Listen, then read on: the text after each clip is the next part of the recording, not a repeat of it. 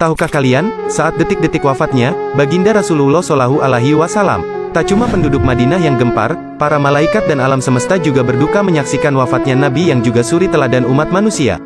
Rasulullah Shallallahu Alaihi Wasallam menghadap ilahi Rabi pada hari Senin pagi tanggal 12 Rabiul Awal tahun 11 Hijriah bertepatan 633 Masehi. Beliau wafat pada usia 63 tahun lebih 4 hari. Isyarat dekatnya ajal Rasulullah dimulai ketika beliau beriktikaf selama 20 hari di bulan Ramadan tahun 10 Hijriah. Sebelum ajal menjemput, beliau memang sakit sampai tidak bisa mengimami salat jamaah di masjid. Hingga pada suatu hari datanglah malaikat maut bertamu ke rumah beliau untuk mengambil ruh Rasulullah yang mulia. Kedatangan tamu itu sebenarnya ditolak oleh putri tercinta Sayyidah Fatimah Az-Zahra radhiyallahu anha, tetapi setelah Rasulullah menjelaskan bahwa yang datang adalah malaikat maut, akhirnya Fatimah mempersilakan masuk. Malaikat maut datang menghampiri, Rasulullah menanyakan kenapa malaikat Jibril tidak ikut menyertainya. Kemudian dipanggillah Jibril yang sebelumnya sudah bersiap di atas langit dunia menyambut ruh kekasih Allah dan penghulu dunia ini.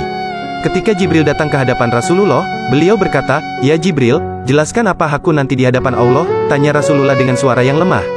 "Pintu-pintu langit telah terbuka, para malaikat telah menanti ruhmu. Semua surga terbuka lebar menanti kedatanganmu," kata Jibril. Tapi itu ternyata jawaban itu tidak membuatkan Rasulullah lega, mata beliau masih penuh kecemasan. "Apakah engkau tidak senang mendengar kabar ini?" tanya Jibril lagi. "Kabarkan kepadaku bagaimana nasib umatku kelak," ucap Rasulullah. "Jangan khawatir, wahai Rasul Allah, aku pernah mendengar Allah berfirman kepadaku, kuharamkan surga bagi siapa saja, kecuali umat Muhammad telah berada di dalamnya," kata Jibril.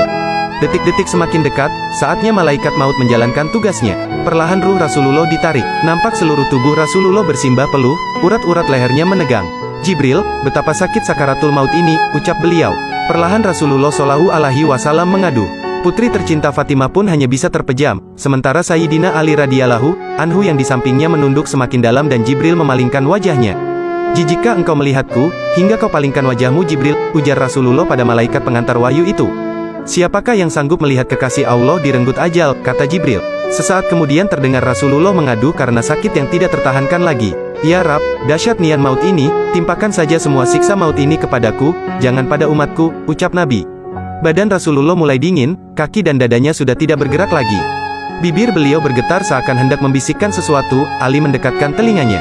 "Ushikum bis sholaati, wa ma malakat aimanukum," peliharalah salat dan peliharalah orang-orang lemah di antaramu, ucap Nabi dengan suara yang amat lirih. Di luar, pintu tangis mulai terdengar bersahutan, para sahabat saling berpelukan. Sayyidah Fatimah menutupkan tangan di wajahnya, dan Ali kembali mendekatkan telinganya ke bibir Rasulullah yang mulai kebiruan. "Umati, umati, umati." Dan, berakhirlah hidup manusia paling mulia Rasulullah Muhammad. Kalimat kecintaan beliau terhadap umatnya, hingga beliau menginginkan semua siksa maut umatnya ditimpakan kepada beliau. Bukan hanya itu, ketika ajal sudah di tenggorokan beliau masih memikirkan umatnya, "Umati, umati, umati." Subhanallah, nah seperti itulah saat Baginda Rasulullah Shallallahu Alaihi Wasallam meninggal, bahkan beliau masih sempat-sempatnya mengingat umatnya. Mudah-mudahan kita menjadi umat beliau yang cinta kepada beliau. Amin.